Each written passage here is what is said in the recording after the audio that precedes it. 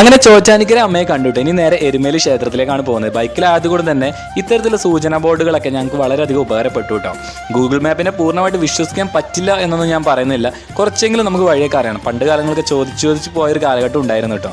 കടപ്പാട്ടൂർ ശ്രീ മഹാദേവ ക്ഷേത്രത്തിലാണ് സാധാരണ ഞങ്ങൾ പമ്പ ടു ഡയറക്റ്റ് സന്നിധാനത്തിലേക്ക് പോകുന്ന വഴിക്ക് ഈ ഒരു ക്ഷേത്രത്തിലാണ് ഉറങ്ങാറുണ്ട്. ഇപ്രാവശ്യം എന്താ വെച്ചാൽ ബൈക്കിലായതുകൊണ്ട് തന്നെ ഞങ്ങൾ നേരെ നമ്മുടെ എരുമയിലെത്തിയിട്ട് ബൈക്ക് വെക്കാനും ഒപ്പം തന്നെ ഉറങ്ങാനുള്ള സംവിധാനങ്ങൾ അവിടെ എത്തിയിട്ട് വേണം കണ്ടെത്താൻ വേണ്ടിയിട്ട്. അങ്ങനെ ബൈക്കിലായിരുന്നു നല്ല തണുപ്പും കാര്യങ്ങളും അതൊക്കെ പൂർണ്ണമായിട്ട് ആസ്വദിച്ചിട്ട് പോകാൻ പറ്റുന്നുണ്ട് കേട്ടോ. സാധാരണ നമ്മൾ ബസ്സും കാറൊക്കെ ആകുമ്പോൾ അടച്ചിട്ട് പോകുമ്പോൾ ഇതൊന്നും അത്ര കൂടുതലായിട്ട് എഫക്റ്റ് ചെയ്യാറില്ല. എന്താണെങ്കിലും നമ്മൾ നേരെ ഇനി നമ്മുടെ വാവർ സ്വാമിയുടെ ആ ഒരു പള്ളിയുടെ മുൻപിൽ എത്തിയിട്ടുണ്ട് കേട്ടോ.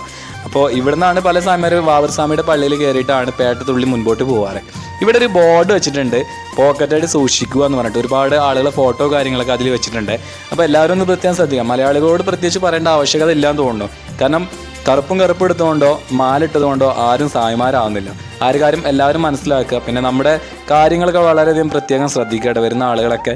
അപ്പോൾ ഇനി ഞങ്ങളെന്ന് വെച്ചാൽ ഇവിടെ എവിടെയെങ്കിലും സ്ഥലം കണ്ടെത്തണം ബൈക്ക് വെക്കാനും ഒപ്പം തന്നെ നമുക്ക് ഉറങ്ങാനുള്ള സമയം. എന്തായാലും വഴി മുൻപോട്ട് വരുന്നുള്ള വിശ്വാസത്തിൽ മുൻപോട്ട് പോകാനുണ്ടോ.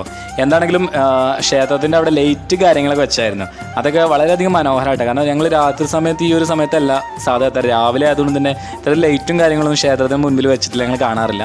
എന്തായാലും അതും ഒരു പുതിയൊരു എക്സ്പീരിയൻസ് ആയിരുന്നു കേട്ടോ. അതിൻ്റെ മുൻപോട്ട് പോകുന്ന സമയത്താണ് നമ്മുടെ ഒരു പമ്പുണ്ട്, നമ്മുടെ സതീഷേട്ടൻ്റെ പമ്പാണ്. അവിടുത്തെ സ്റ്റാഫുകളോട് ഞങ്ങൾ ചോദിച്ചു കേട്ടോ, ഞങ്ങളിങ്ങനെ വാഹനം ഇവിടെ വെച്ചോട്ടെ, ഞങ്ങൾക്കിവിടെ ഉറങ്ങാനുള്ള സംവിധാനം കൂടി ചെയ്തു തരുമോ എന്ന് ചോദിച്ചു. അങ്ങനെ വാഹനം വെക്കാനും ഒപ്പം തന്നെ നമുക്ക് പായ അടക്കം അവർ ഉറങ്ങാൻ തന്നു കേട്ടോ. ഒത്തിരി സ്നേഹം. കാരണം മുൻപോട്ട് പോകുമ്പോൾ എല്ലാവരും വിശ്വാസമാണ് നടക്കുമെന്ന കാര്യം. ഒപ്പം തന്നെ പുതിയ കുറേ ബന്ധങ്ങൾ കൂടി വരുമ്പോൾ അതൊക്കെ പൂർണ്ണമായിട്ട് ആ സങ്കല്പമൊക്കെ നടക്കുകയാണ്.